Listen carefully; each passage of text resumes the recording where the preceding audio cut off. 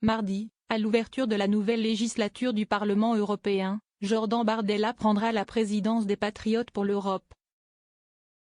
Un nouveau groupe politique créé par le très poutinolâtre Premier ministre hongrois Viktor Orban. Privé d'installation à Matignon, Jordan Bardella reprend son bâton d'eurodéputé et poursuit son combat patriote depuis Strasbourg.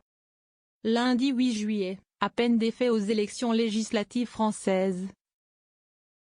Le président du Rassemblement national annonçait qu'il rejoignait avec les 29 autres élus de sa liste, issus du C32% au scrutin du 9 juin, un tout nouveau groupe au Parlement européen, Patriotes pour l'Europe.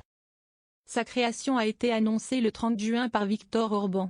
Le remuant Premier ministre hongrois d'extrême droite préside pour 6 mois le Conseil de l'Union européenne. Il embarrasse déjà les 27 avec ses initiatives diplomatiques pro-russes et notamment sa visite à Moscou le 5 juillet pour parler de paix en Ukraine, aux conditions de Vladimir Poutine. Qu'est-ce que les Patriotes pour l'Europe?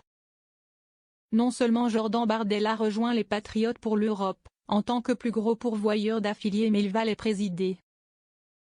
Le groupe doit compter 84 eurodéputés sur un total de 720, les 30 Français du RN, 11 élus hongrois dont 10 du Fidesz de Viktor Orban.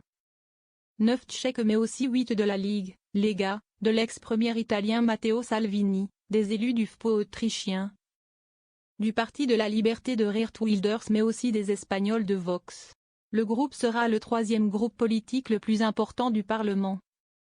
Derrière la droite libérale pro-européenne du PPE et les sociodémocrates, SD, mais devant Renew, où siègent les macronistes.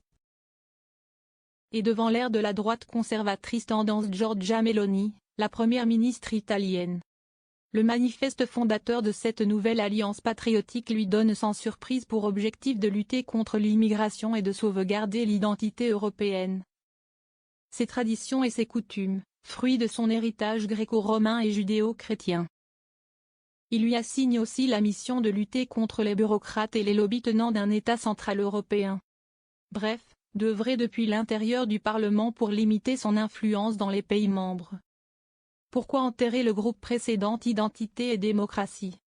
Jusqu'à présent, les eurodéputés RN siégeaient au sein du groupe Identité et démocratie, ID, cofondé en 2019 avec la Ligue de Matteo Salvini du temps de sa splendeur et donc coprésidé par elle. Mais ID ne comptait que 47 eurodéputés de cette nationalité, et avait pris ses distances en mai avec l'AF allemande après les propos néo-nazis de son leader. Rejoindre les Patriotes d'Orban est une occasion pour le RN d'opérer un genre de rebranding, un repositionnement de la marque, qui correspond mieux aux dynamiques politiques actuelles. Explique Perrine Scheer, doctorantée à l'Université de Rouen et chargée de recherche spécialiste de l'extrême droite française à l'Université George Washington, États-Unis.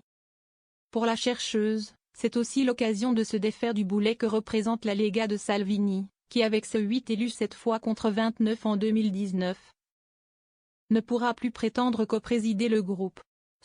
Même si le boulet n'est qu'allégé puisque l'ex-général italien Roberto Vanacci, dont les propos homophobes ont fait scandale en février, est annoncé comme l'un des 6 vice-présidents de Jordan Bardella. Avec un groupe bien plus important que ID, les Patriotes comptent aussi gagner en postes importants et en temps de parole au sein du Parlement. Mais pour savoir si ce pari-là est réussi, il faudra attendre l'installation officielle de la nouvelle législature ce mardi 16 juillet. Perrine Scheer relève que Giorgia Meloni avait fait le même calcul en 2019 avec l'AIR, alors troisième force du Parlement, sans y parvenir.